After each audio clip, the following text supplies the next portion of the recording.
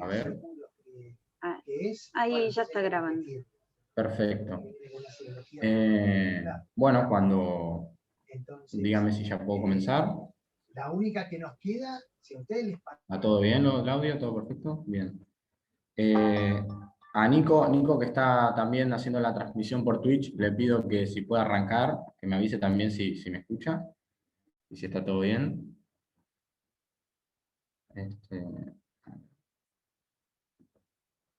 Sí, perfecto. Bueno, cualquier inconveniente por la transmisión de Twitch me avisan por WhatsApp y lo evaluamos. Bueno, para no dilatar más, comienzo. Me presento, mi nombre es Adrián, soy estudiante de la Facultad de Ciencias Exactas y Naturales de la Universidad de Buenos Aires. En esta presentación les voy a presentar el trabajo de tesis de licenciatura que realicé en el Hospital Ricardo Gutiérrez en el área de parasitología, en conjunto con la doctora Luciana García. Y la tesis se titula Determinación de la expresión del gen 47 kilodalton de Treponema pallidum mediante PCR en muestras biológicas de pacientes pediátricos con sífilis. Esta diapositiva es un poco lo que vamos a ver a grandes rasgos, o sea, la introducción, hipótesis y objetivos, materiales y métodos, resultados y conclusiones, con algunos subítems en cada una de estas áreas. Para introducirlos en tema, me gustaría hablar un poco de la epidemiología de la enfermedad, y nosotros iniciamos con el estudio del aspecto de nuestro país, en donde hay un aumento en la tasa de sífilis congénita a nivel poblacional que ha crecido en los últimos años. Este aumento de la tasa de la sífilis en la población general tiene una incidencia mayormente en mujeres gestantes entre los 15 y los 24 años. Esta incidencia trae aparejado un aumento en la sífilis congénita que alcanza un valor de 1,5% cada 1000 recién nacidos en nuestro país. En el área de América Latina, nuestra región se encuentra tercera a nivel global en el caso de sífilis a nivel población total, y los valores de sífilis congénita alcanzan un valor de 1,7% cada 1000 recién nacidos. Por otro lado, se estima que cerca de 22.800 casos ocurren anualmente de sífilis congénita en la región. Y en el área de Capital Federal, la tasa de sífilis congénita alcanza un valor de 2,4% cada 1000 recién nacidos, siendo un valor mayor a la tasa de sífilis nacional y a nivel del continente. Me gustaría hablarles un poco de la fisiopatogenia y las vías de transmisión, pero para comenzar hay que hablar de, bueno, ¿qué es la sífilis? La sífilis es una enfermedad causada por la bacteria Treponema pallidum pallidum. Es un microorganismo perteneciente al filo de las espiroquetas, es una gram negativa y presenta una forma alargada del coloidal y aguzada en sus polos. Acá les coloco una imagen de los distintos elementos, la estructura de este microorganismo, y algo que es relevante para el desarrollo de la tesina es la presencia de una membrana externa y una membrana interna, ¿sí?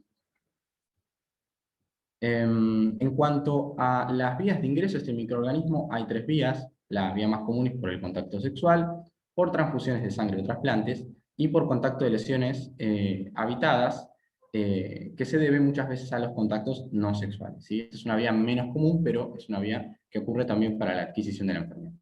Estas tres vías se integran dentro de lo que es la sífilis adquirida, pero también existe la sífilis congénita. La sífilis congénita ocurre de una transmisión vertical, de madres a hijos, por vía transplacentaria o durante el parto. Un elemento importante para mencionar es que cerca del 80% de los recién nacidos son asintomáticos, ¿sí? Y cuando hablamos de síntomas, es importante hablar del desarrollo de la enfermedad. Acá lo que hice fue dividir en sífilis adquirida y sífilis congénita la serie de síntomas más comunes por estadio. La sífilis adquirida tiene un estadio primario, en el cual presenta lesiones ulcerosas, donde también inflamación de ganglios linfáticos; un estadio secundario, donde se caracteriza por lesiones maculopapulosas; un estadio de latencia, donde es un estadio asintomático, pero sigue existiendo replicación de este microorganismo continuamente; y un estadio terciario, el cual el microorganismo comenzó a proliferar ya en distintos órganos, en tejidos blandos, causando una serie de lesiones irreversibles.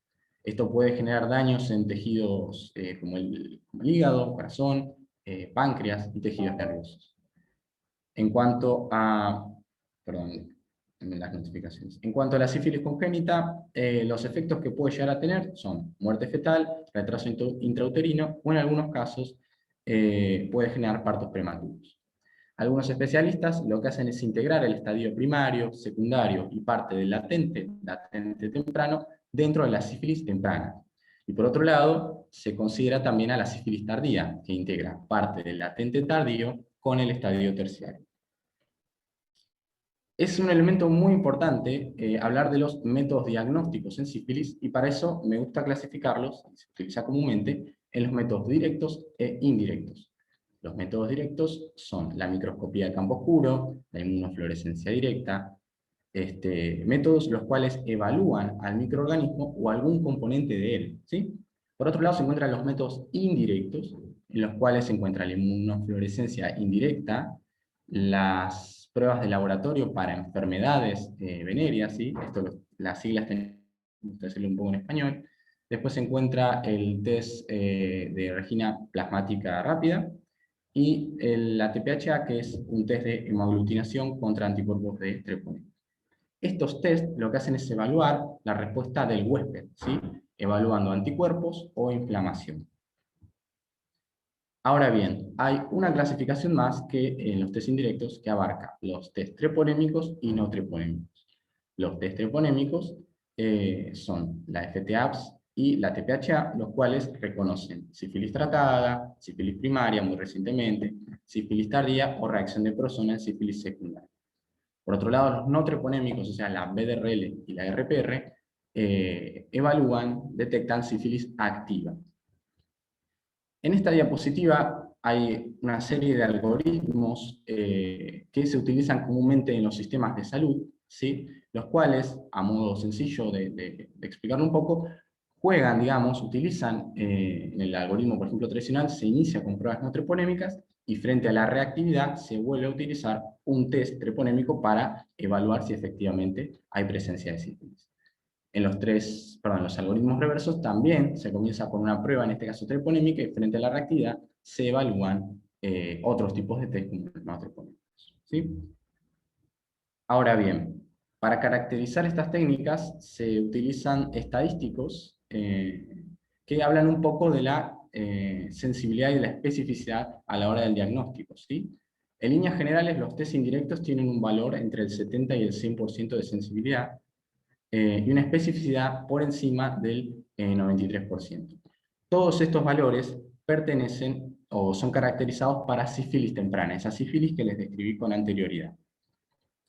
Ahora bien, hay una problemática con los test indirectos, porque los test treponémicos muchas veces no distinguen infecciones pasadas y presentes. Los no treponémicos muchas veces reconocen resultados inespecíficos respecto a de que son reactivos frente a otros tipos de patología, no necesariamente la sífilis. Y en líneas generales, los test indirectos tienen la problemática con la sífilis congénita. ¿Cuál es la problemática? ¿Cuál es el contexto de diagnóstico de la sífilis congénita? Acá tenemos, imaginen una madre que no ha sido tratada para la sífilis o está inadecuadamente tratada y tiene el treponema en su organismo. Esto puede causar dos posibles desenlaces. Uno es que el niño salga sano, pero presente anticuerpos maternos, ¿sí?, contra el treponema. Y por otro lado es que nazca enfermo y que efectivamente tenga el microorganismo en su cuerpo. En ambos casos, la serología, las pruebas, van a demostrar un resultado positivo. Eso lo que genera muchas veces es que se tenga que realizar un seguimiento entre 6 a 8 meses posterior al nacimiento del niño para poder confirmar, para poder diagnosticar de una manera más certera si efectivamente tiene la enfermedad o no. Y esto implica una serie de evaluaciones, tener que ir al médico, tener que estar en los sistemas de salud. Muchas veces se tienen que tomar muestras por punciones lumbares, que son muy dolorosas, para poder recién tener el diagnóstico de si el niño está enfermo o no. Entonces, frente a esa problemática, la Organización Panamericana de la Salud crea el proyecto ENVI+, que es el marco para la eliminación de la transmisión materno-infantil de VIH, la sífilis, la hepatitis y la enfermedad de Chagas, ¿sí? Hay 3 lineamientos dentro de este proyecto. Una línea que abarca políticas y programas y servicios de las áreas de salud sexual y reproductiva. Una segunda línea de acción que es intensificar la información acerca de las infecciones de sífilis en los sistemas de salud. Y una tercera línea que es mejorar la red de laboratorios y la calidad y gestión de la cadena de suministros. Dentro de esta línea de acción existe el objetivo de examinar y mejorar los métodos de detección con el fin de reducir a un mínimo el tiempo necesario para hacer los diagnósticos, ¿sí? Recuerden la problemática de la sífilis congénita, e introducir el uso de pruebas en los lugares de atención. Nuestro grupo, el área del servicio de parasitología, y plantea la búsqueda de métodos directos para la detección de la sífilis. Yo les hablé de test directos. En esta diapo, lo que trato de mostrarles es los test directos más comunes, ¿sí? O sea, principalmente se utilizaba en un momento la microscopía de campo oscuro, que requiere muestras tomadas en fresco, ¿sí? Requiere muestras que sean de lesiones o de chancros.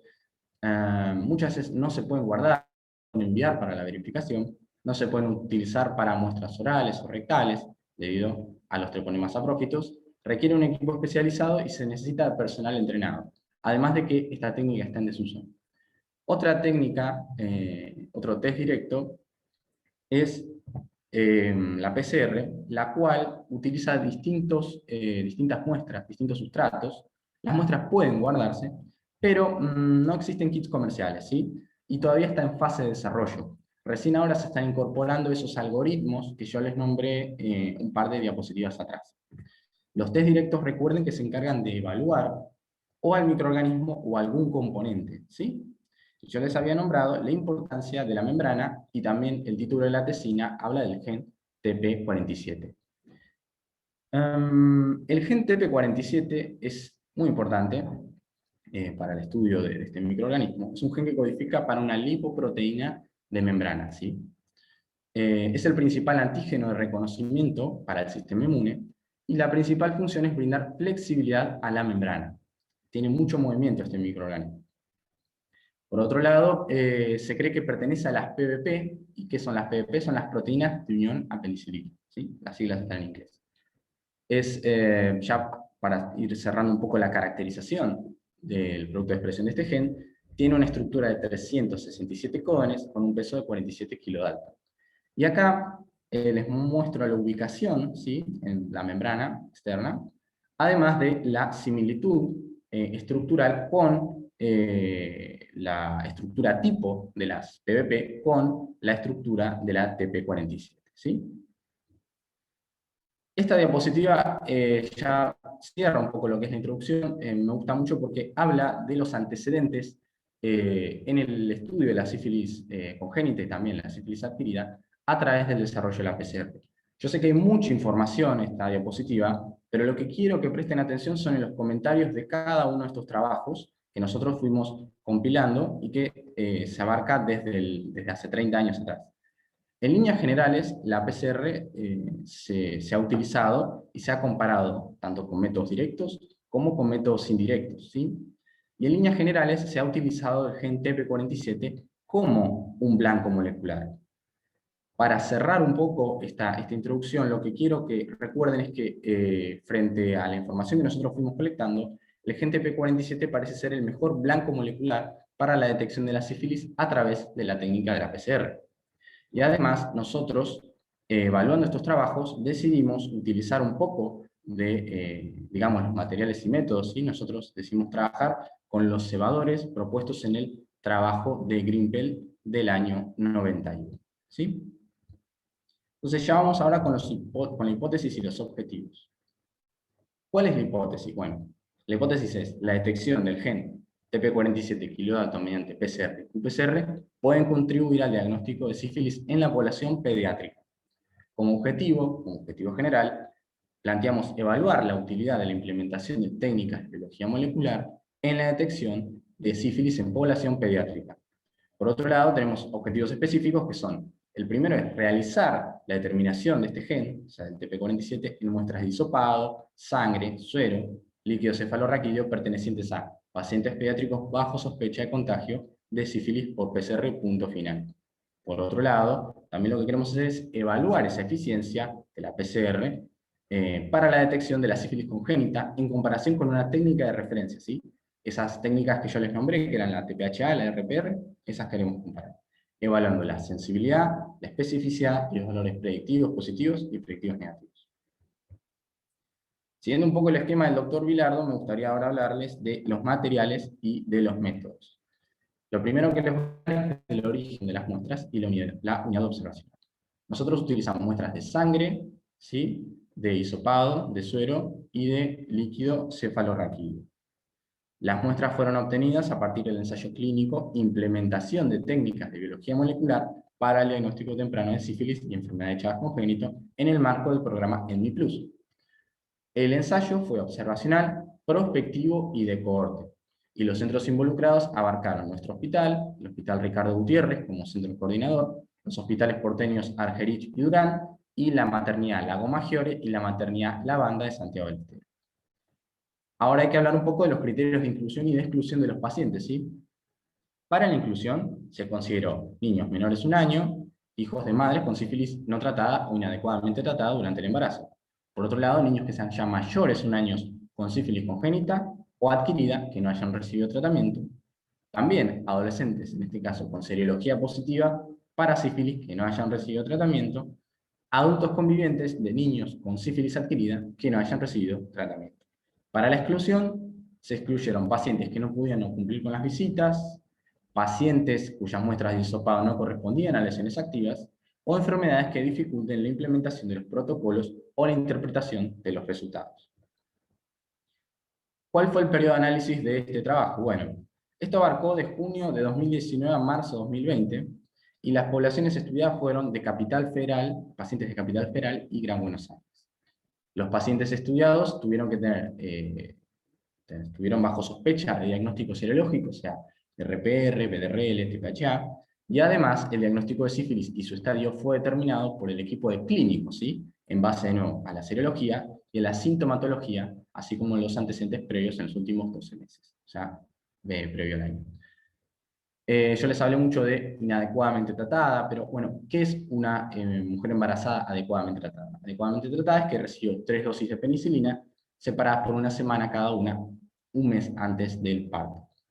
Por último, para cerrar esta diapo, lo que quiero que también se lleven es que yo les nombré a Mendoza y Santiago del Estero. Nosotros hemos recibido muestras de estos centros, de estos hospitales, maternidades, pero no pudimos hacer el análisis de estas muestras debido al desarrollo de la pandemia. Esta es una de las diapos que más me gusta, porque yo estuve haciendo en el laboratorio, es el trabajo más de mesada. Acá esto es un ejemplo de muestras de sangre y hisopado, ¿sí?, pero también usamos líquido cefalorraquídeo y suero. Estas muestras de pacientes pueden contener el treponema, ¿sí? Acá está la espiroqueta. Lo que hacíamos era realizar una extracción, ¿sí?, mediante una columna o purificación, y el DNA obtenido era colocado, era evaluado, era desarrollado en una técnica de PCR, donde podía amplificar o no. Para evaluar si amplificó o no, si se obtenían productos, lo que hacíamos era evaluarlo por una electroforesis en un gel de agarosa de 2,5, con el agregado de gel red, y visualizadas en un transiluminador bajo UV. Lo último de esta diapositiva que quiero que recuerden estos son los primers para levantar la secuencia del gen TP47 en un fragmento en particular, y estos son los primers del gen de la beta-actina en humanos, que tendrá una importancia con los controles. Ahora vamos a los resultados y las conclusiones ya. El primer objetivo, ¿sí?, era justamente, bueno, desarrollar, evaluar esta técnica. Yo les nombré que utilizamos los papers de Grimpel del año 91, ¿sí? Entonces, lo primero que teníamos que hacer es evaluar estos primers, estos cebadores, y los hicimos mediante programas de software, Primer 3, Primer Blast y Oligocal. Evaluamos parámetros como el tamaño del producto, la complementariedad de bases, los contenidos de guanosina y citosina, la temperatura de hibridación y el índice de dimerización. En líneas generales, todos estos parámetros estaban dentro de los rangos esperados, y lo que pudimos hacer es confirmar la utilidad de los cebadores propuestos. Ahora bien, había que desarrollar la técnica, ¿sí? Había que ponerla a punto. Y acá me gustaría tomarme unos segundos para explicar qué es la PCR, porque se ha hablado mucho en el último tiempo por el desarrollo de la pandemia, y es un poco interesante entenderlo. La PCR básicamente lo que hace es amplificar, o sea, secuencias de DNA. Acá tenemos un fragmento de DNA que a través del desarrollo de la técnica se va a desnaturalizar, o sea, las células se van a tender a abrir por la alta temperatura. A 60 grados, lo que va a ocurrir es la hibridación de esos primers que yo les nombré, ¿sí? Esos cebadores, que se unen por complementariedad de bases. A 72 grados, lo que va a ocurrir es que, además, nosotros a esa muestra le agregamos una enzima, que lo que hace es ir, digamos, de una manera sencilla, tomando eslabones e ir incorporándolos a la cadena, ¿sí? Y finalmente vamos a tener dos copias a partir de una molécula. Esto ocurre, o sea, hay una duplicación ya de manera exponencial, ¿sí? Y eso lo que nos permite es que a partir de una molécula ir amplificándola. Ahora imagínense que hay miles de millones de moléculas de DNA en una muestra. Y esto además ocurre en 40 ciclos. Para esa optimización, evaluamos concentraciones de primer entre 73 y 49, nos quedamos con 60 picomoles por el hecho de que era reproducible el volumen y teníamos buenos resultados. Los tiempos de duración, la elongación final lo terminamos definiendo por 1 minuto, los ciclados por 40 ciclos, dado que teníamos buenas intensidades de banda, y el agregado de componentes también los evaluamos, habíamos agregado un extender, pero la realidad era que no había diferencia sustancial, así que no lo colocamos. Para finalizar, el ciclado final constó de 94 grados por 5 minutos, 40 ciclos de amplificación de 75 segundos a 94 grados, 1 minuto a 60, 1 minuto a 72, con una etapa final de extensión de 1 minuto a 4 grados.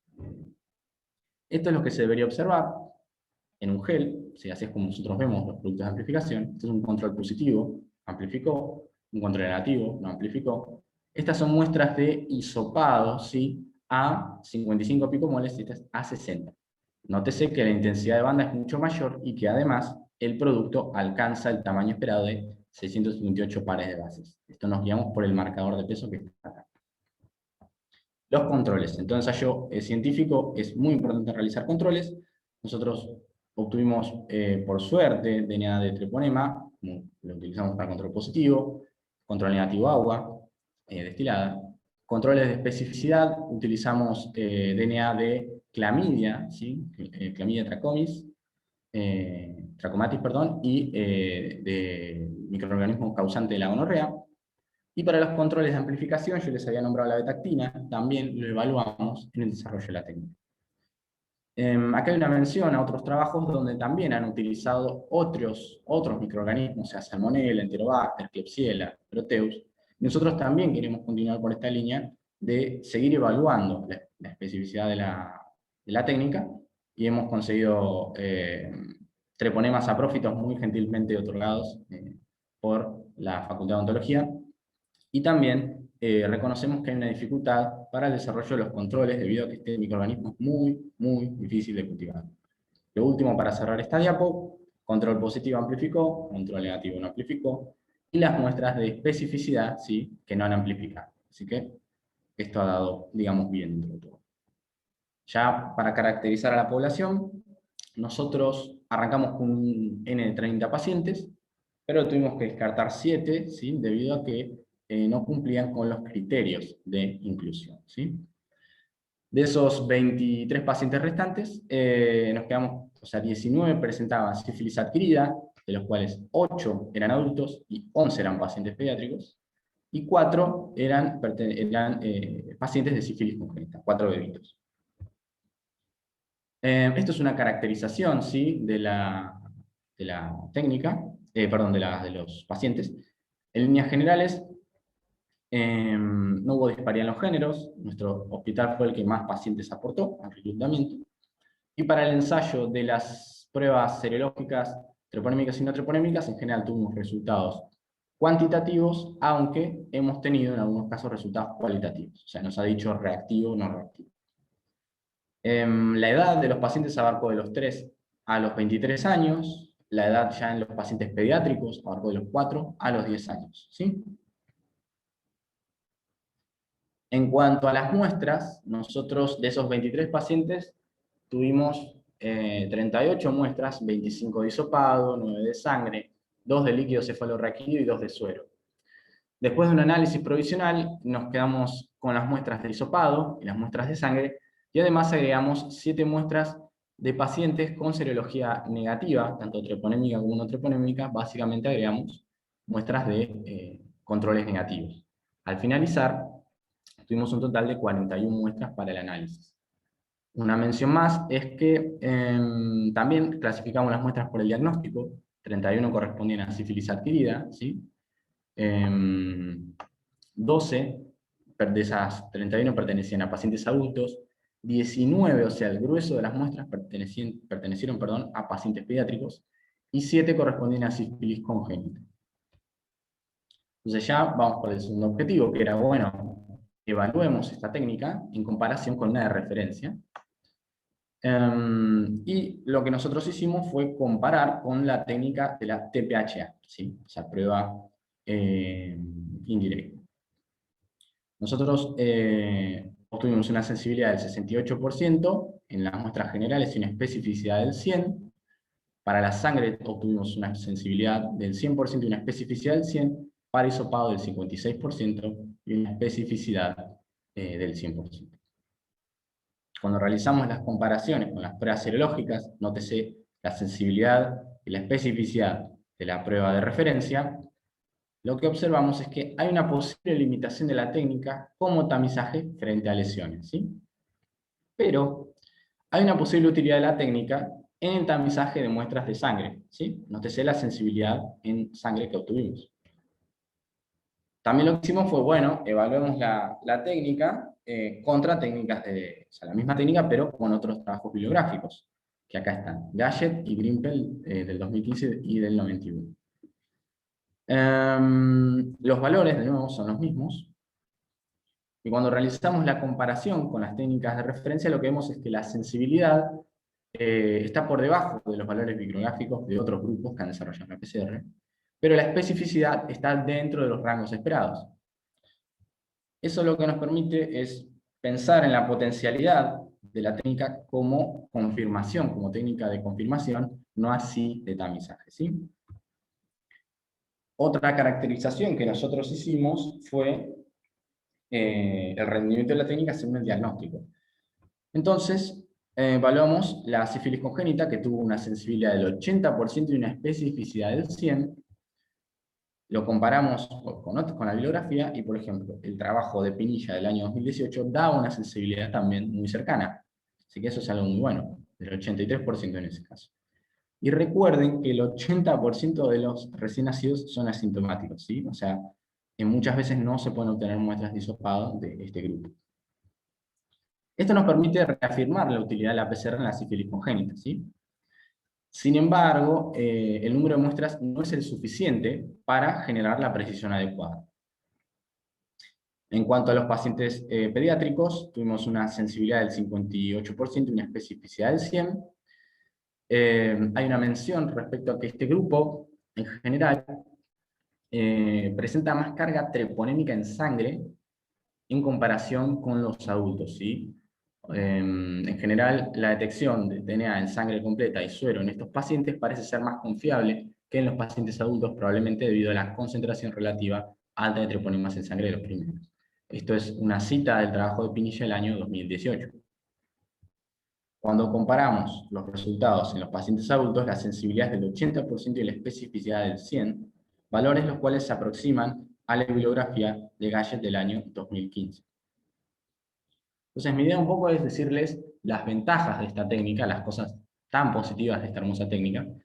Es un método directo, ¿sí? Partiendo de eso, eso nos permite caracterizar el microorganismo.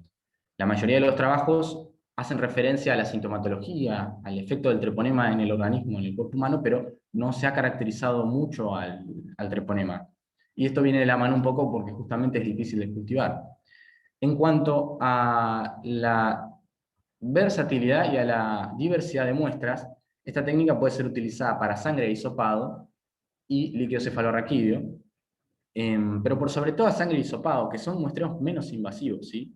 Un líquido cefalorraquídeo se requiere una punción lumbar. Imagínense una punción lumbar para un recién nacido. Además, otra ventaja que tiene la técnica es la independencia de la respuesta del sistema inmune. Esto es muy útil en los contextos en donde el rendimiento del diagnóstico de la técnica tiende a disminuir, ¿sí? Entonces, ya para ir finalizando, me gustaría hablar de las... Este es un análisis FODA que se encarga de analizar las fortalezas, amenazas, debilidades y oportunidades de nuestro ensayo. a mí me gusta arrancar cruzado, o sea, primero con las fortalezas, o sea, se ha utilizado distintas muestras, eso es muy positivo. Las muestras de sangre abren las chances para el diagnóstico en la sífilis congénita, en recién nacidos. Y es uno de los primeros ensayos en población pediátrica en nuestro país. Por otro lado están las amenazas.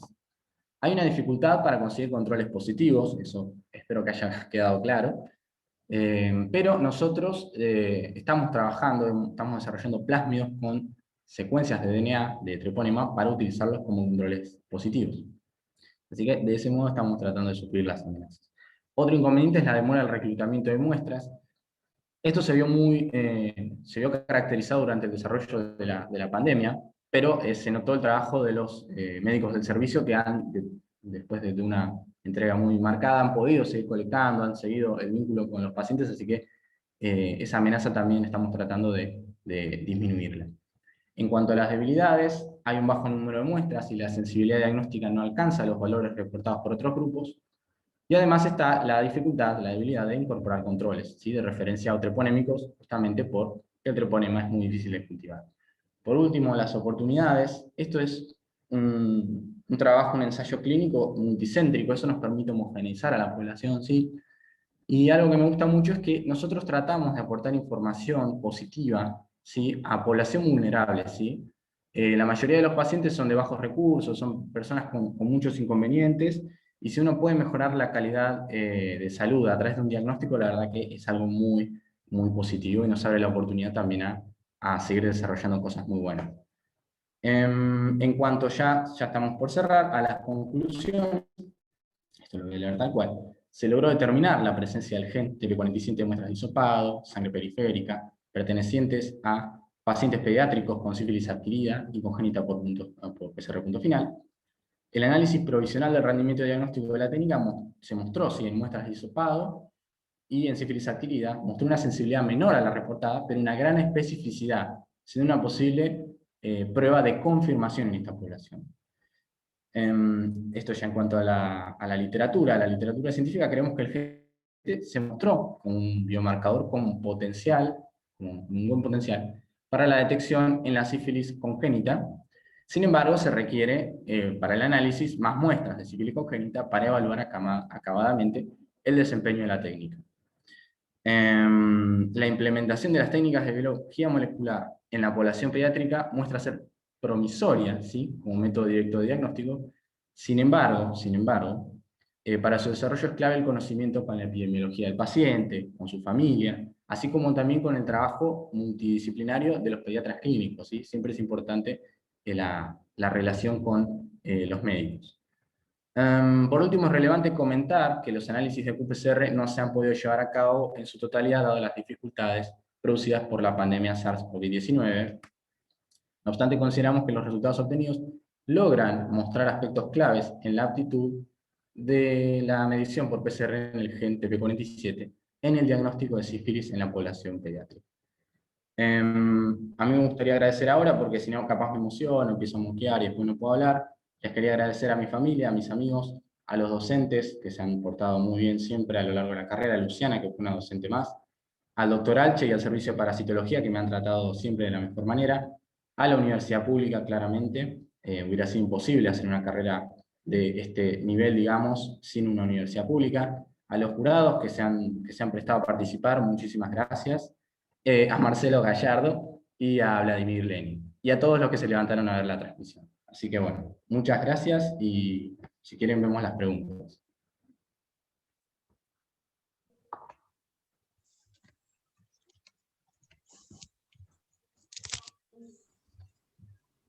Sí, no sé si quieren, voy preguntando uno por uno, o quieren habilitar los micrófonos y realizar las preguntas. Yo tengo una pregunta para hacerte, Adrián. Sí. En primera instancia me parece que es el desarrollo de una técnica muy apropiada para una enfermedad que realmente tiene una incidencia bastante importante en nuestra pediatría y en Cava, donde concentramos un montón de hospitales pediátricos y de neonatología, y que me parece que hoy por hoy es una técnica que se podría desarrollar e incluir probablemente dentro de dentro de las primeras semanas o días de vida de pacientes teniendo los antecedentes familiares. Desde el punto de vista metodológico, lo que yo te quería preguntar es si tuviste esa oportunidad o si pensaste alguna vez de secuenciar ese producto de amplificación para chequear que realmente al tener este tema de los controles, que es lo que más contradicción podés tener en cuanto a la utilización de este gen, si han tenido la forma de secuenciar o de ver, de blastear este amplicón y o no, si han tenido esa oportunidad o no de blastear este amplicón que ustedes tenían como producto de amplificación. Bien, sí, que yo sepa, una parte del proyecto, en esa parte yo no estoy, se está realizando secuenciación, tanto de los productos como de parte de las muestras que se van obteniendo de los pacientes, para evaluar justamente si los genes son correctos. Así que sí, se está desarrollando eso, sí. Porque particularmente este diseño que vos planteabas de generar controles con conjugación plasmídica de estos amplicones, es ese plan A, B y Z que tenemos en este momento como para poder gestionar autocontroles, ya que es muy, muy difícil la adquisición de DNA genómico importado. Así que si eso lo logran hacer, creo que es una herramienta muy importante para validar la técnica y decir que estos primers realmente levantan lo que estás, digamos, diseñando. Perfecto, sí. Gracias. No, por favor. Bueno, no sé, hablo. Adrián, bueno, primero quiero pedir disculpas si escuchan gritos de niños detrás. Estamos todos aislados por mocos y fiebre en el nene que va al jardín. Esperemos que sea negativo el hisopado, pero bueno. Así que estamos todos acá adentro y van a escuchar tal vez ruidos. Primero, bueno, quiero felicitarte, Adrián, a vos, que fuiste mi estudiante, y a los directores. Me súper gustó la tesis, me encantó. Bueno, es una tesina de licenciatura, con lo cual, por supuesto, tiene un objetivo, que es que vos aprendas, y me parece que ese objetivo está súper cumplido. Bueno, por otro lado, me gusta mucho que hayas hecho algo en el hospital, que muchas veces nosotros los biólogos no tenemos tanta oportunidad desde tan temprana, digamos, parte de la carrera. Yo, por ejemplo, recién ahora estoy incluida en ciertos proyectos del hospital Elizalde, entonces me encanta que hayas podido ya desde tan temprano estar incluido en un proyecto así. Pasando a eso, bueno, yo tengo un montón de preguntas, ya Adrián sabe el estilo de nuestra facultad en las tesis, es preguntar un montón, pero siempre por curiosidad o por alguna sugerencia. Primero, en la parte de la introducción, te quería hacer una pregunta que me llamó mucho la atención. Si entendí bien, no se encuentran, digamos, registros de resistencia a antibióticos para este microorganismo, si entendí correctamente. Sí, o sea, el uso de penicilina realmente termina, o sea, es el tratamiento utilizado, así que no debería haber resistencia. Lo que sí es algo curioso es que este microorganismo, el gen TP47, puede romper el anillo beta-lactámico del... Ahí va mi pregunta. Claro, ahí va Sí. mi pregunta, porque cuando yo llegué a esa parte digo, ¿cómo? Pero si rompe el anillo beta-lactámico, entonces ¿por qué no hay resistencia? Eso me llamó muchísimo la atención. Sí, mirá, no puedo darte una respuesta bien definitiva, claro, pero lo que sí se sabe es que, lo que se cree es que una población de treponemas puede romper el anillo y seguir replicándose sin inconvenientes. Hay otra que, o sea, la dosis de penicilina está por encima de lo que el treponema puede degradar, digamos, y sigue siendo utilizado, pero sí. Igual es algo muy reciente lo del desarrollo del TP47 como enzima que corta el anillo, pero sí. Eso es interesante. Y otra de mis preguntas iba a eso, no sé si te acordás de la materia de la heterogeneidad fenotípica, que vos por ahí nombrás como que hay una población que puede replicar y la otra como que no. Te quería preguntar si se sabe, si es que se sabe, digamos, cuál es la diferencia, si son antígenos de superficie, o sea, si hay evasión del sistema inmune, o si es esto que contás de la degradación de los antibióticos, o sea, si se sabe a nivel de qué genes, o por lo menos de qué componentes, sería esta heterogeneidad fenotípica. A ver, lo que ocurre, yo trato de ponerme en tema de lo que ocurre en el cuerpo humano. En general, vos vas a tener una población de treponemas que de partida tienen una baja cantidad de antígenos en membrana. O sea, lo poco que tienen es TP47. Entonces, eso ya te permite burlar al sistema inmune.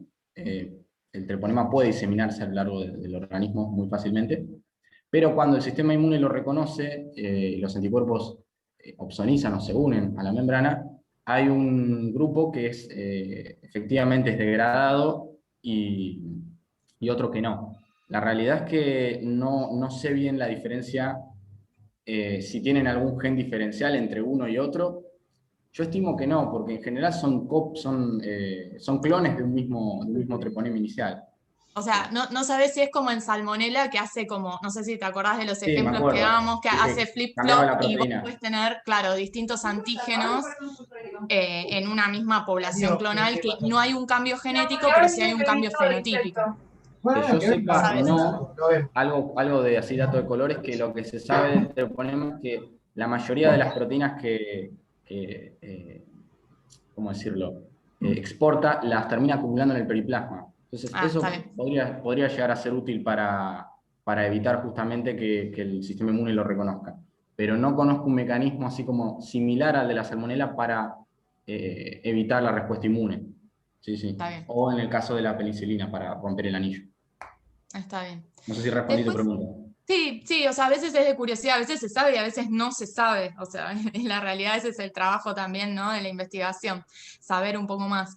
Después te quería preguntar, espérate, porque yo tenía una duda, y esto es de mi desconocimiento más de la parte clínica. Me hice un poco de lío cuando describís el reclutamiento, me confundí un poco, pero igual quedó más claro en la presentación. En la parte de los hisopados de lesiones activas, pero por otro lado, ¿cómo haces para reclutar? O sea, eso me confundió un poco, digamos. Las congénitas no tenés por qué tener lesiones activas, digamos, porque puede ser asintomático. Eso, cuando es diagnóstico congénito, esa característica no la tuviste en cuenta. Eso, aclarame un poco ahí.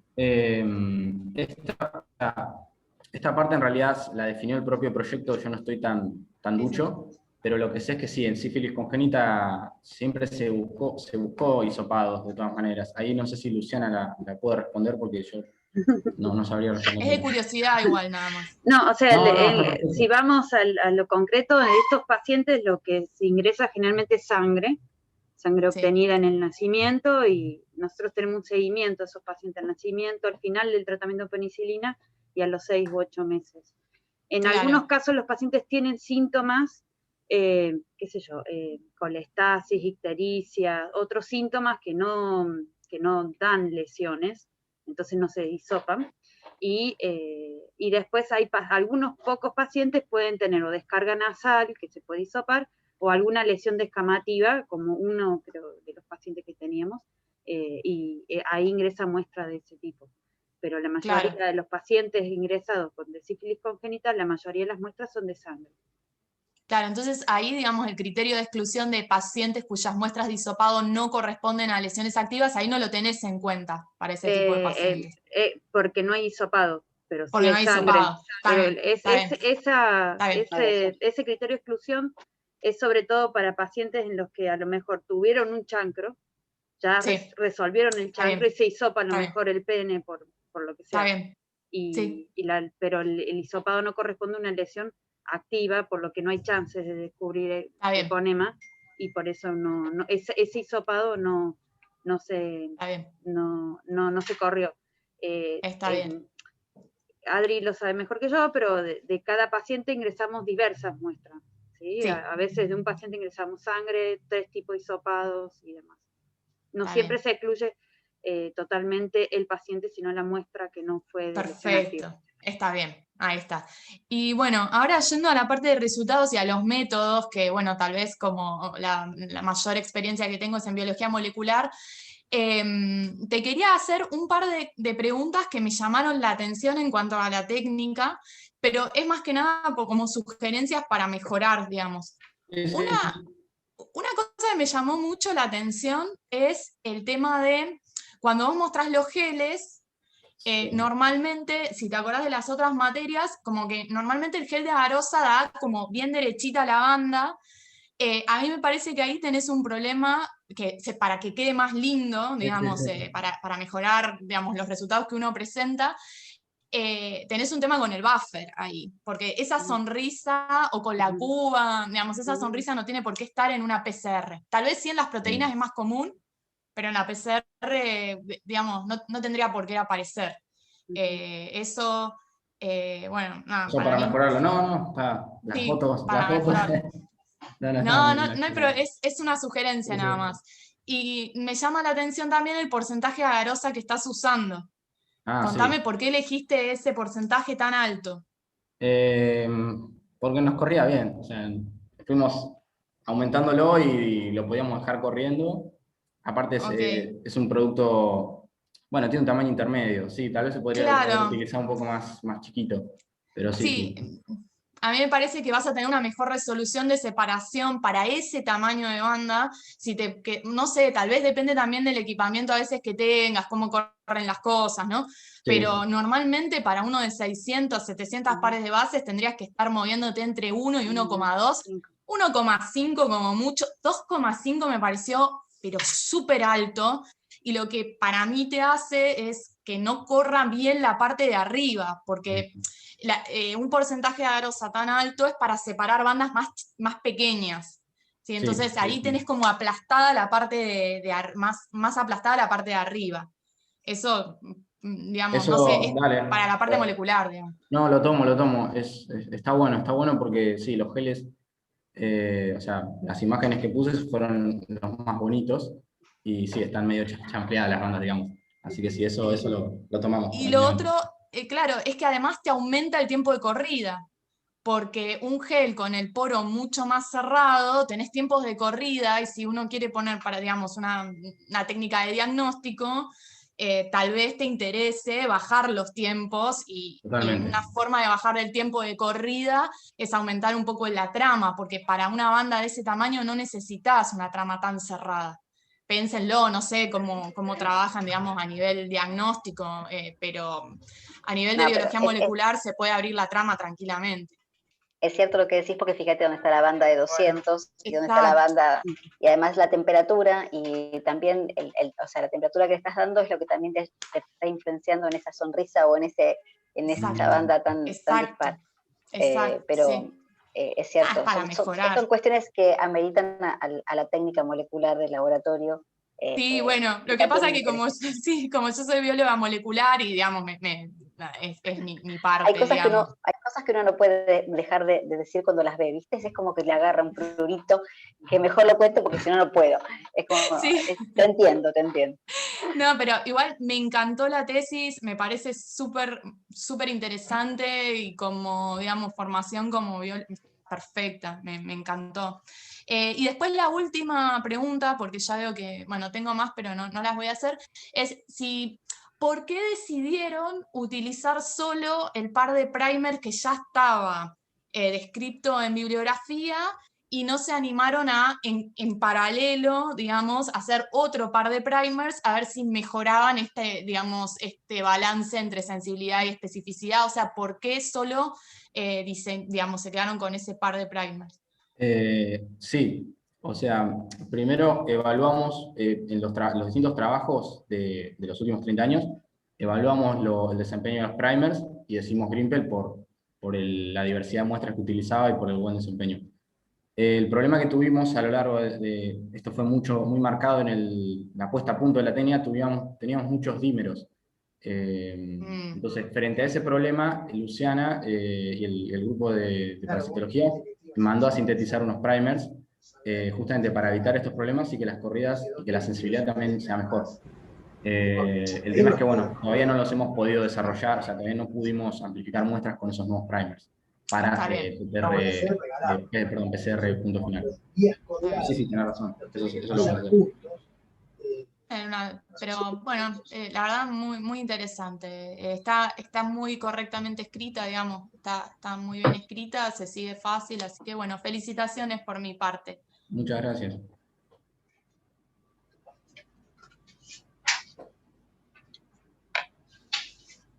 Hola, bueno, quedo yo, ¿no? Sí. Bueno, Adrián, primero quería felicitarte por la tesis, por la presentación. Ya era llevadera leerla y presentada fue muy clara.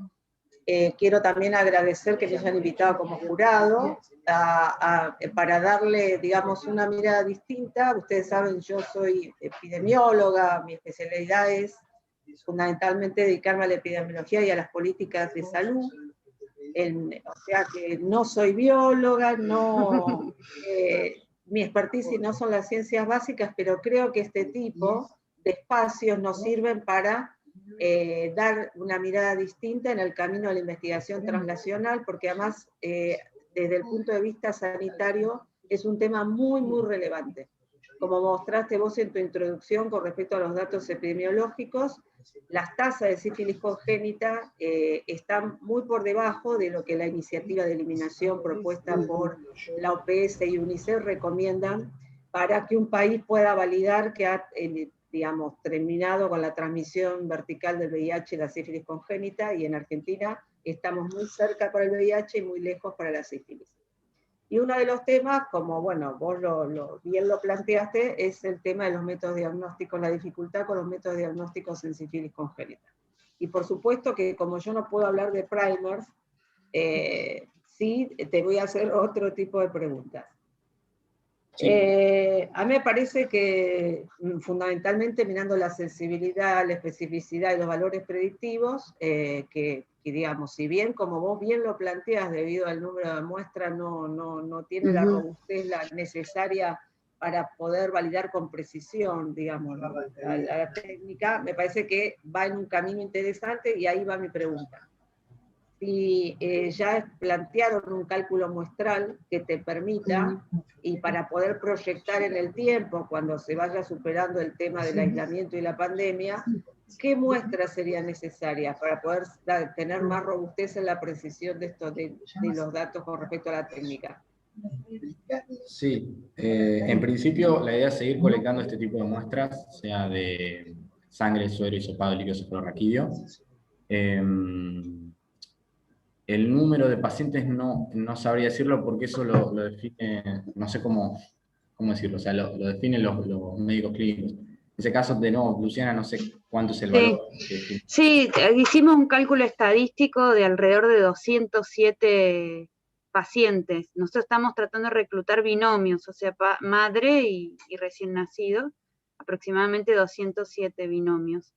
En el momento, bueno, obviamente, como todos nos hemos visto afectados por la pandemia y por la restricción de poder realizar laboratorio, pero bueno, se está actualmente reclutando todavía pacientes dentro del proyecto, a nivel de Cava, como dice porteño, como dice Adri, y tenemos muchos pacientes reclutados en maternidades de Mendoza y Santiago del Estero, que tienen que remitirnos las muestras que por el corte que hubo, digamos, de tránsito, no han podido ser remitidas todavía para análisis.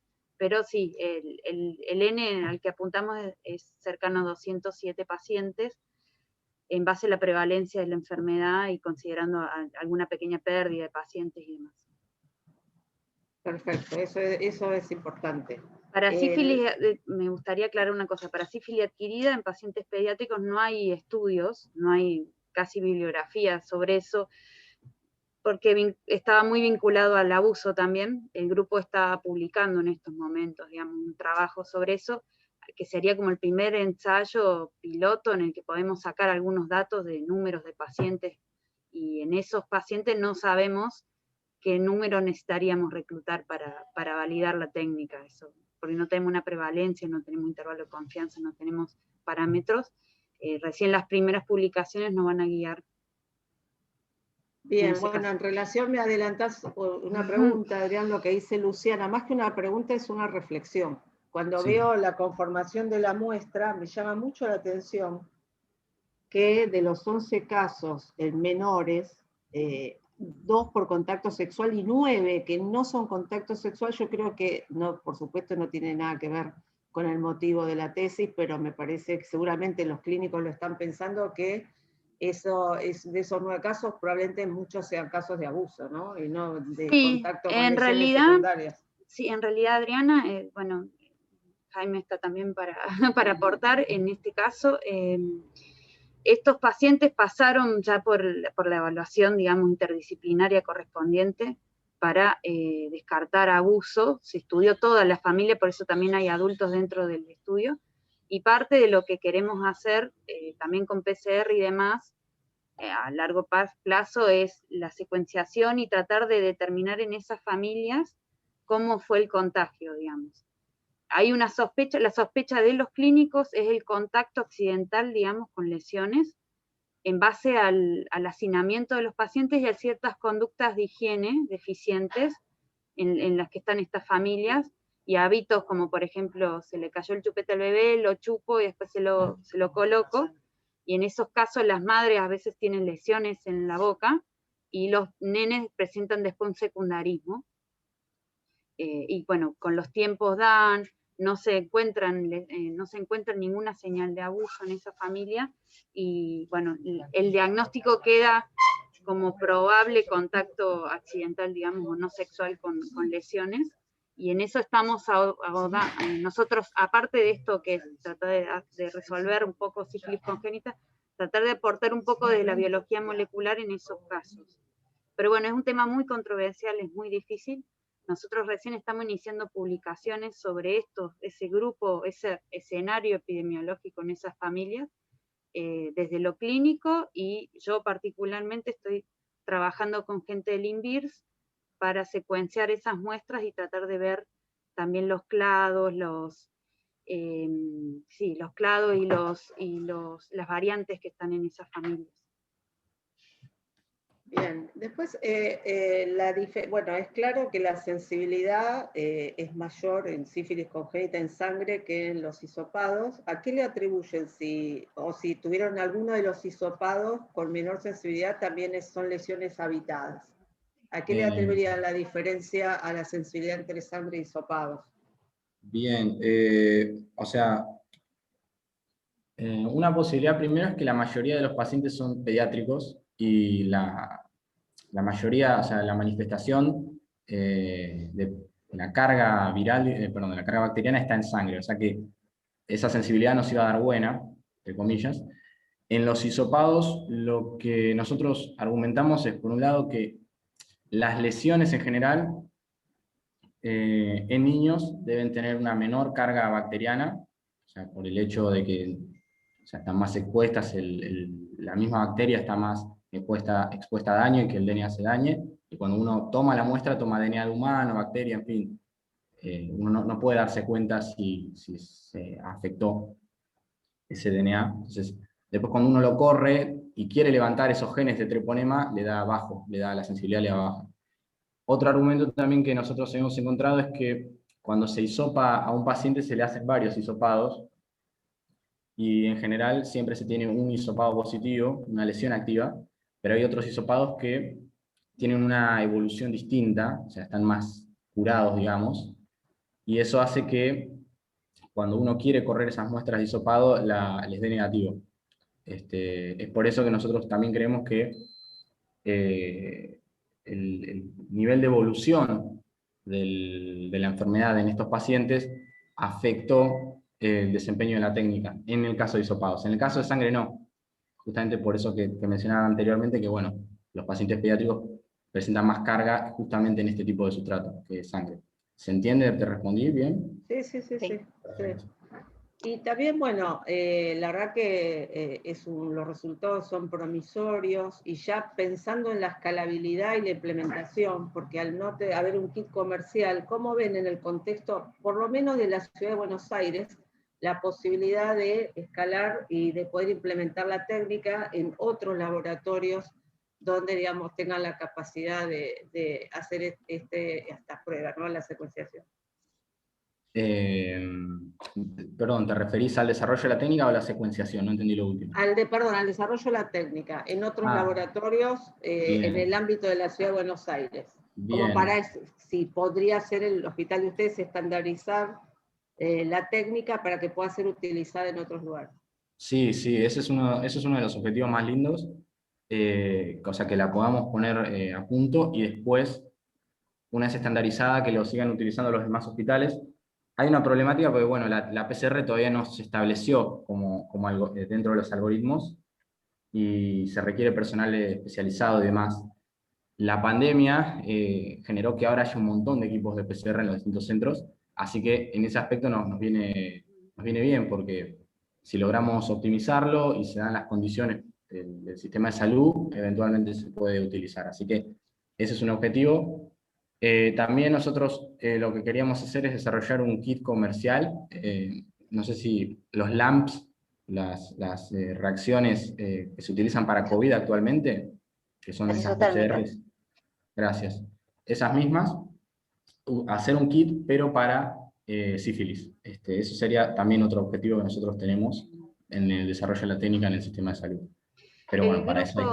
El grupo Sí. tiene antecedentes en el desarrollo de la técnica para Chagas, digamos, y bueno, son pasos, ¿no? Primero, tratar de validarlo a nivel clínico con las muestras que se ingresan en este proyecto, y después trasladarlo. También parte del hecho de ser multicéntrico, ese es nuestro objetivo. Hemos viajado nosotros los clínicos también a estos centros de reclutamiento a formar clínicos, a formar gente en laboratorio en la toma muestra. Hay que pasar todo por un proceso, pero sí, es parte del objetivo, es ese también. Perdón. Termina Adriana, que después yo hago... Sí, y la última pregunta, no sé si hay información con respecto a si habría alguna modificación o si hay estudios que muestren algún cambio al ser una técnica que detecta ADN, digamos, si hay algún estudio que demuestre cambios de post-tratamiento en cuanto a la detección. No, o sea, hay muy poca información bibliográfica respecto a eso.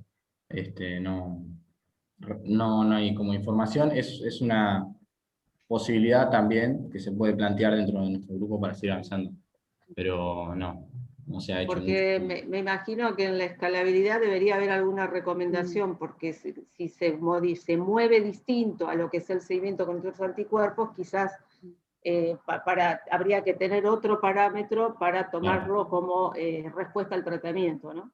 Porque si no se negativiza la PCR o tarda mucho tiempo, bueno, habría que usar otro parámetro. Sí. Bueno, aparte de la... ¿Podía decir algo yo? Quería decir algo.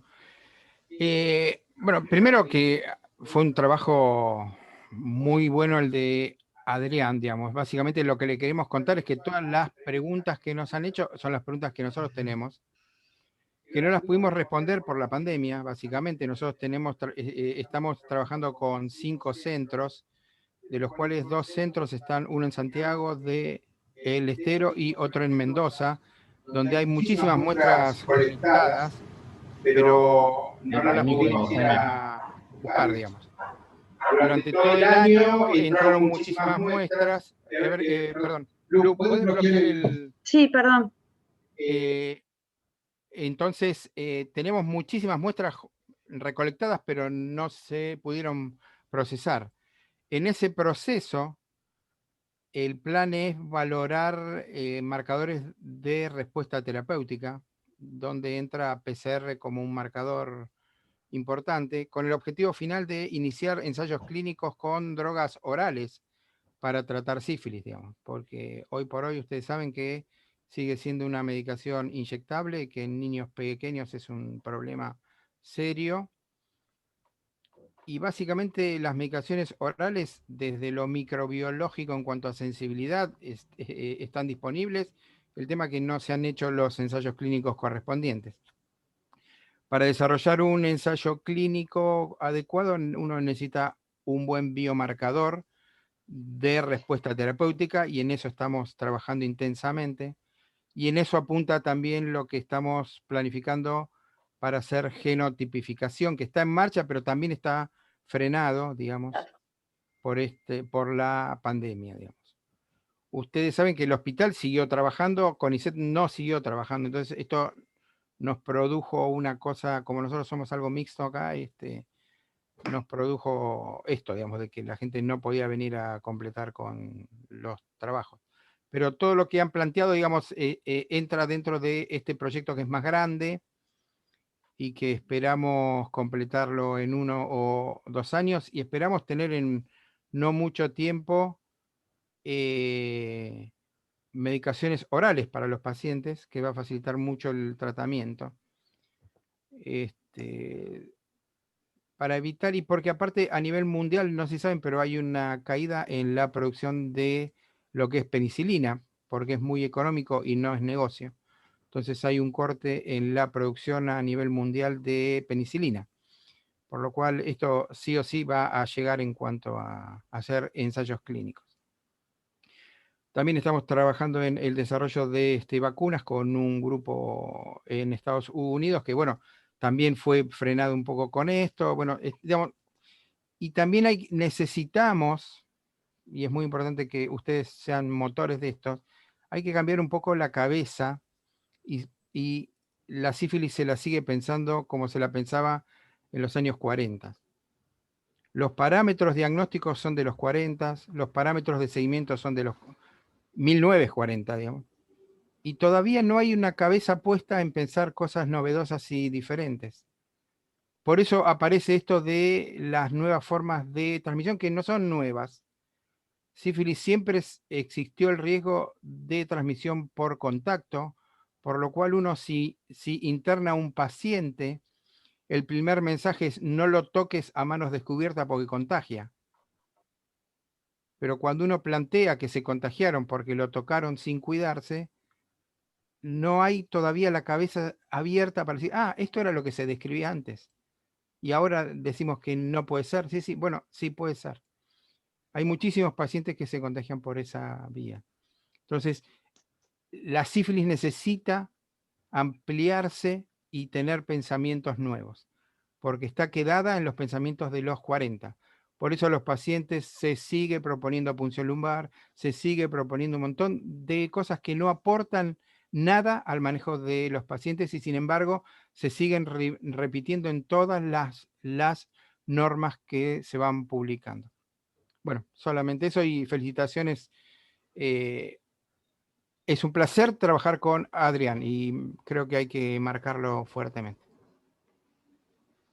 Una cosita en relación a lo que dice Jaime, les quería contar que eso también, que en el análisis de pruebas, Adrián, por ahí también, pensar que existen las pruebas rápidas en relación a lo que vos planteás como algoritmo inverso. En la Ciudad de Buenos Aires estamos implementando las pruebas rápidas que son treponémicas en el primer nivel de atención, en esta línea que dice Jaime de empezar a verla de otra manera. Aplicamos un algoritmo inverso con pruebas rápidas y tratamiento con la prueba rápida que es treponémica, y después se toma muestra para hacer no treponémica para diferenciar activa de inactiva.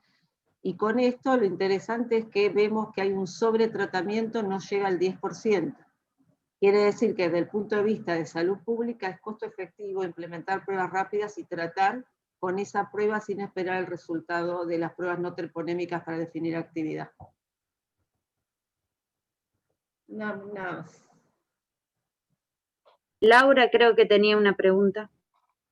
No, sí, lo que a mí me parece que sería oportuno cuando puedan volver a incorporar todas estas muestras que están ahí en stand-by, es, por lo que noto, en la población de sífilis congénita sigue siendo ya no un recién nacido, sino que son todas muestras a posteriori, y quizás también sería interesante tomar un grupo de la población donde esté dentro del la primera semana de vida, donde también la bacteriemia puede ser otra, por todo. Sí, la primer muestra es intratratamiento, es pretratamiento, perdón, y es tomada en las maternidades, generalmente en el día 0 o día 1 de vida del paciente. La segunda muestra es tomada cerca del día 10 o 12 de vida del paciente, después del tratamiento endovenoso de penicilina, que son 10 días. Y la tercera muestra es tomada cerca de los 8 meses del paciente, 8 meses de vida. Con todas esas muestras se hace el análisis, como dijo Adriana, vemos cómo evoluciona la PCR en esas muestras, y vemos, bueno, las serologías del paciente, porque parte del seguimiento que mostraba Adriana en la diapo, es ir siguiendo con las pruebas no treponémicas y treponémica al paciente para ver si va decayendo la generación de anticuerpos como respuesta terapéutica, que es lo único que hay actualmente para sífilis. Perfecto. Yo porque como él había puesto el tema de las muestras poblacionales, tenía un sesgo de 3 años, por eso me hacía un poco de ruido, y desconocía si realmente estaba este protocolo que vos estás comentando. Pero sí, y después cuando tengan todo listo y confirmado de que este biomarcador es el oportuno, quizás hacer real-time PCR sea lo que termine de dar esa cuantificación que ustedes... Tal cual, primero es ver si es un biomarcador oportuno y si corresponde para ser usado, que es lo que estamos evaluando en este momento, y me parece que tiene todos los, digamos, está cumpliendo todos los requisitos para hacerlo. Y luego, bueno, diseñar la mejor estrategia. Sí, ese era el objetivo 2, digamos, que no alcanzamos, pero nos atrevimos, digamos, con pocas muestras a tratar de ver el rendimiento, sobre todo para guiarnos nosotros, ¿no? Para guiarnos, por supuesto. Como preguntó Trivelli, si servía, si teníamos que pasar a otro primer, si teníamos que pasar a otra secuencia, a otro gen, eso también. Y bueno, yo para cerrar quiero felicitar a Adrián. A mí me queda una pregunta. Vos sabés que me olvidé, la tenía marcada, le quería hacer a Adrián una pregunta. En realidad eran 2 preguntitas. Una es cuando vos describís esa muestra que a vos te da positiva, pero que en el líquido cefalorraquídeo todo da normal. Ahí yo como que discrepo un poco de cómo está escrita y quería como discutirlo con vos un poco. Vos ponés, es un resultado falso positivo. Mi pregunta es si vos estás buscando una técnica con mayor sensibilidad, con mejor detección, con un montón de características, ¿por qué pusiste que es un resultado falso positivo y no pusiste habría que hacer un seguimiento, tendríamos que estudiar este caso? Porque si yo obtengo los mismos resultados con las otras técnicas, sí, obviamente hacer o sea, tiene igualmente ventajas, pero vos no podrías estar teniendo una mayor ventaja que sería una mayor sensibilidad. ¿Por qué pusiste así? Contame un poco. O sea, nosotros nos dio ese resultado, es bastante extraño. Después cuando lo comparamos con el análisis clínico vimos que efectivamente era un falso positivo. Dado la baja cantidad de muestras para líquido cefalorraquídeo, decidimos quitarlo del análisis provisional. La idea es que si nosotros seguimos recolectando muestras de ese tipo de líquido cefalorraquídeo, ese falso positivo puede asociarse al análisis estadístico de la técnica para ese tipo de muestras. O sea, ese falso positivo... pero ¿por qué decís que es un falso positivo? O sea, el producto era igual, el producto era raro, el producto era poquito y no le tenés confianza. ¿Creés que puede haber una amplificación? O sea, ¿por qué es falso positivo? Más allá de los síntomas, ¿no? O sea, no puede ser que... Sí, decime. Perdón, esa parte es parte de la discusión y sí es controversial, como dice Adrián. Uno para poder decir, o sea, para poder asignar un verdadero positivo, un falso negativo, un verdadero negativo, tiene que tener una técnica de referencia.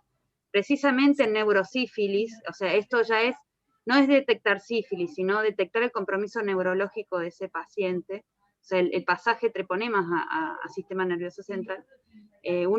Lo que tiene como herramienta clínica son los datos que están, el físico-químico, la BDRL, en el líquido, y no tenemos nada más, no tenemos otra técnica con que comparar. Claro. Entonces, lo que dice la discusión es, debería interpretarse como un falso positivo. No, nosotros no no hicimos ningún análisis certero de eso, simplemente decimos, en ese contexto se debe considerar así, porque no tenemos, como vos decís bien, una herramienta contra qué comparar. Claro, yo lo que no termino, o sea, bueno, perdón por yo no trabajo en hospital, ¿no? Pero, digamos, no podría ser que vos estés frente a una técnica que te detecta mejor, entonces Sí, mandando a secuenciar eso, podés ver que en realidad sí era y que todavía no tenés síntomas o características sí, bioquímicas. perfecto. Sí. Nosotros Está lo bien, que tratamos de poner en la discusión es así.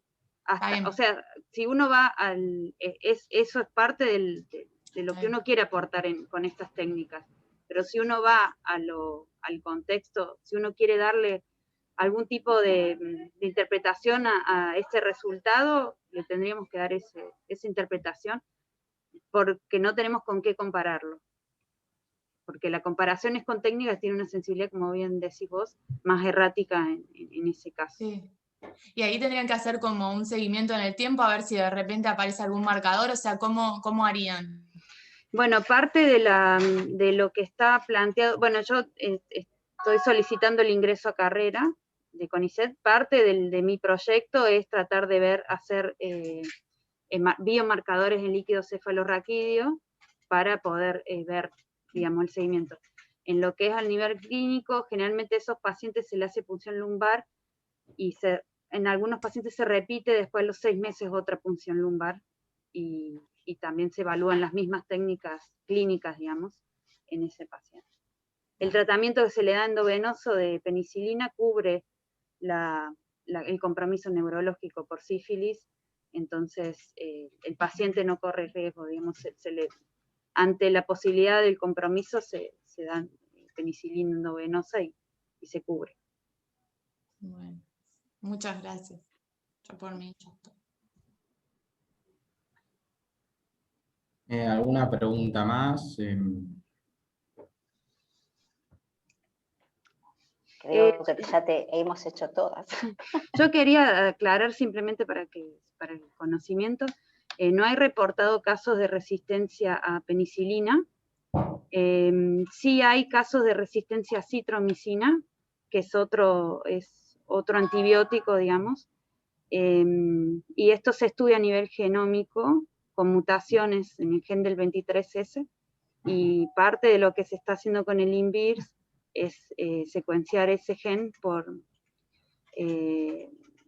Sanger y ver si si detectamos en nuestra población resistencia a citromicina.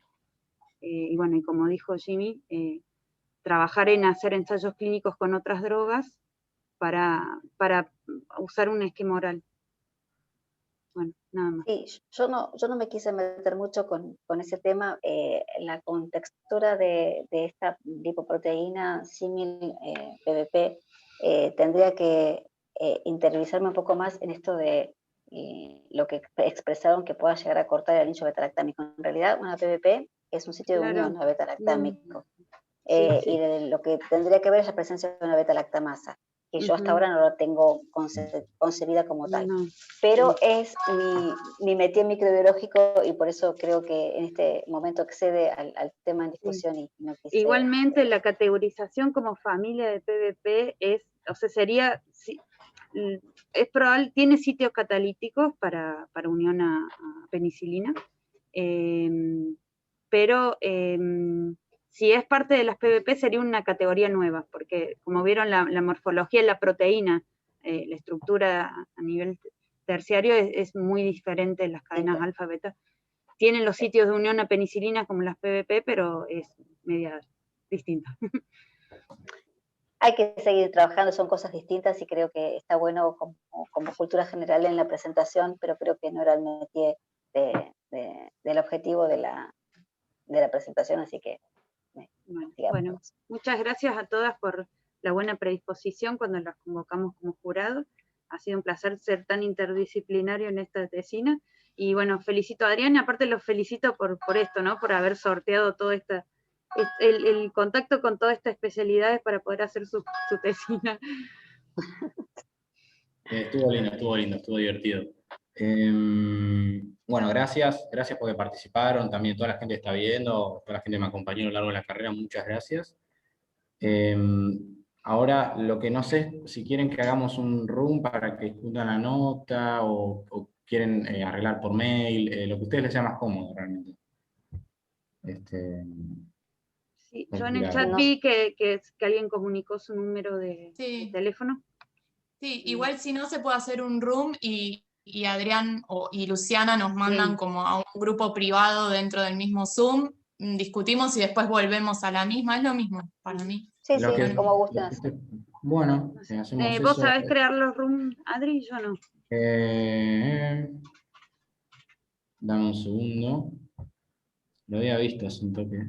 Sí, fíjate. Sí, está en la configuración del Zoom, tenés la posibilidad de armar. A ver. Información de reunión.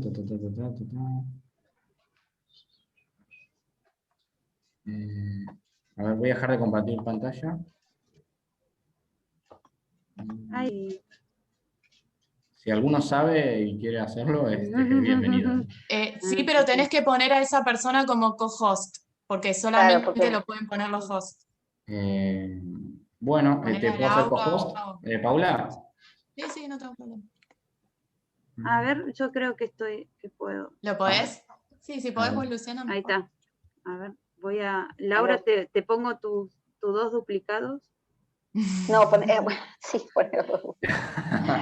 Tengo un problema con el sistema de audición de la computadora, así que estoy duplicada por él. Doble nota. Y Paula. Fíjense si lo hice bien, porque es la primera vez que lo hago. En algún momento nos tiene que aparecer como la invita. Ahí me apareció. Ahí está.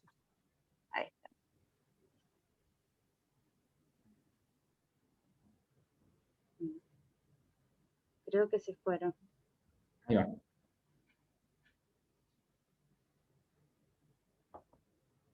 Bueno, a ver, ¿sabes qué voy a hacer, Adri? Le voy a escribir un WhatsApp a ver si le está funcionando bien, porque sí, a lo mejor estamos acá. Bien.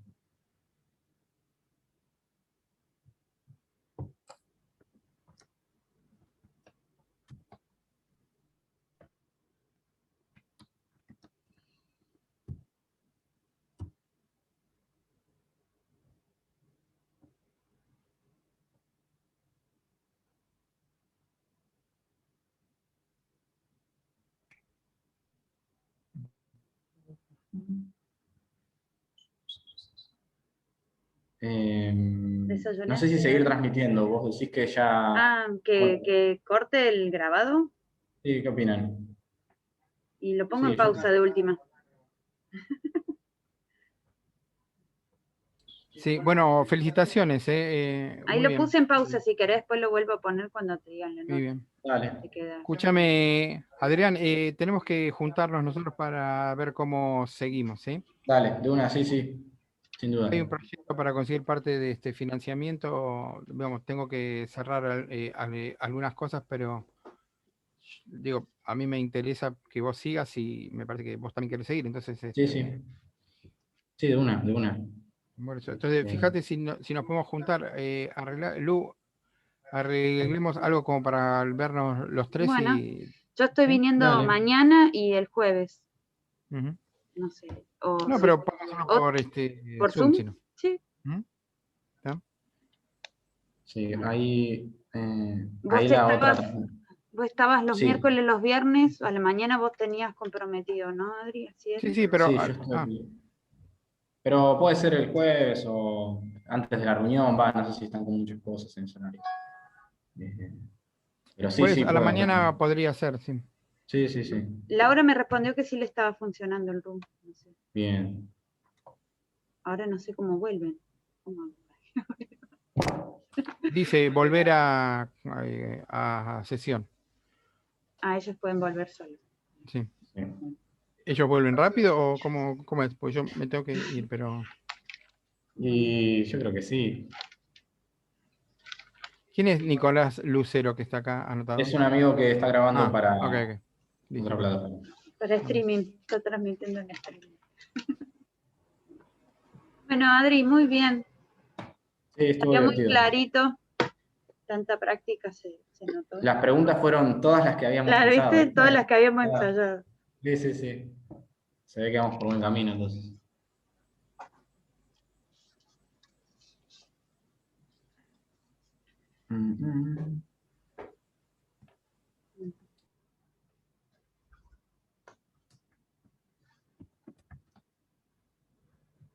Adri, ¿y cómo es? O sea, ahora te dan la nota y vos ya terminaste de rendir todas tus materias, esto sería, hoy te recibes, digamos. Sí, sí, sí, igual hasta que no me den el papel en mano, no es Bueno, que no lo importa, pero Sí, ahora lo que tienen que hacer es, bueno, me dicen la nota y tienen que llenar como un archivo donde dice nosotros el jurado, evaluamos la calificación, lo mandan a la comisión. Ah, tienen que estar las firmas digitales y ¿nuestras? O no, eventualmente ellos tienen que ir a firmarlo allá, pero realmente no sé cómo va a no, sí. continuar. Pero bueno, o sea, por ejemplo, vos si querés acceder al título todavía no podés, tenés que esperar todo No, eso. sí. O sea, igual me van a dar uno provisorio porque con el tema de la pandemia no sé cómo se está manejando la Secretaría Académica. Mm, sí. Pero sí, sí.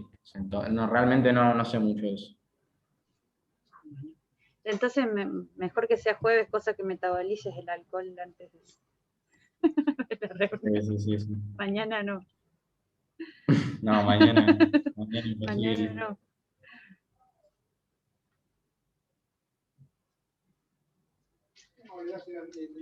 Bueno. Bastante. Me habían preguntado el otro día lo de la garosa. Me dijeron que era muy grueso para un fragmento de ese tamaño. Sí, es que me parece que hubo un error ahí, Adri, ¿eh? Porque te acordás que No, nosotros corríamos 2,5 la beta-actina y para TP47 era otro el ya te porcentaje digo. gel, pero en el template, ¿viste el template, el que usamos Ya te para digo. ir cargando las muestras que se calculaba solo? Ahí creo que había quedado el de la beta-actina. Igualmente, sí, bueno, sí, puede ser que hayamos...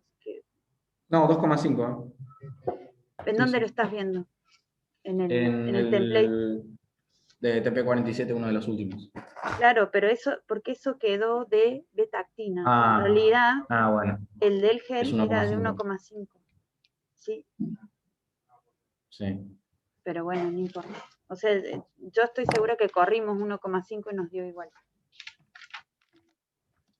Mira. Bueno, se ve al revés, 1,5. Ok. Pero bueno, no importa.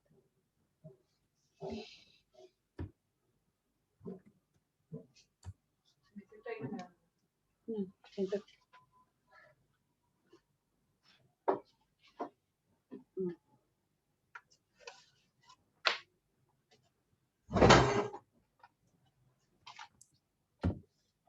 Sí, ahí me estaba diciendo Nico que 30 personas estaban viéndola. A mí me iba a explotar el Zoom probablemente.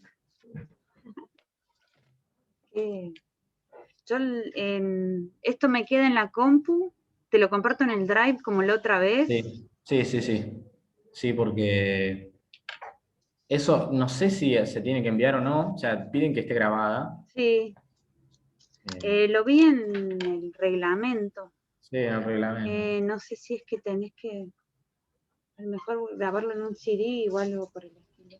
¿Querés que ellas, las jurados van a venir, ¿no? O sea, No sé, a ver, menos mal que pedir el aula por 2 horas. sí. Es que mientras más hablamos, Sí, se más da a dispersa. la controversia.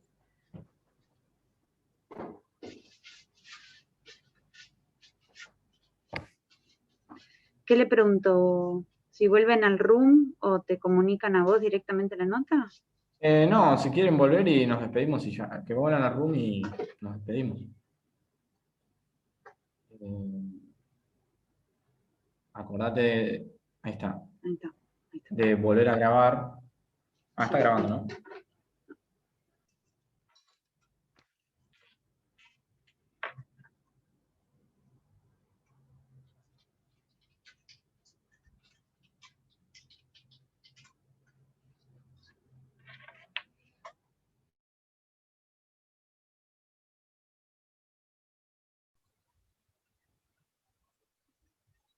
No, Laura, adelante vos.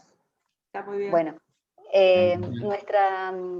Nosotros estábamos, luego de evaluar toda tu presentación y viendo que es una tesina de grado donde has tenido un desarrollo interdisciplinario a nivel con instituciones hospitalarias y con formar parte de un equipo que está en un proyecto mayor, por tu desempeño, por la incumbencia del tema, los resultados, la correcta presentación de introducción, métodos y haber tenido un producto de resultados con una conclusión realmente importante para seguir trabajando. Hemos decidido que tu calificación es de un 10. Ay, gracias. Estamos muy complacidas de poder darte esta devolución y de habernos sido partícipes de tu proyecto.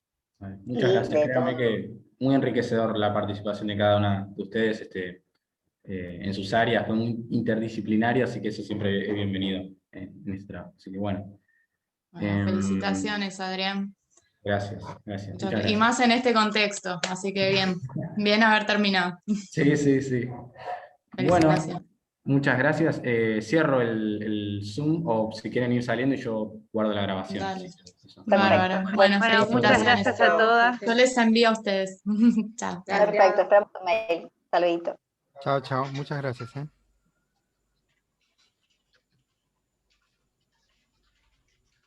Bueno. Ahora buenísimo, sí cierro. muy bien. Gracias. Cierro porque no quería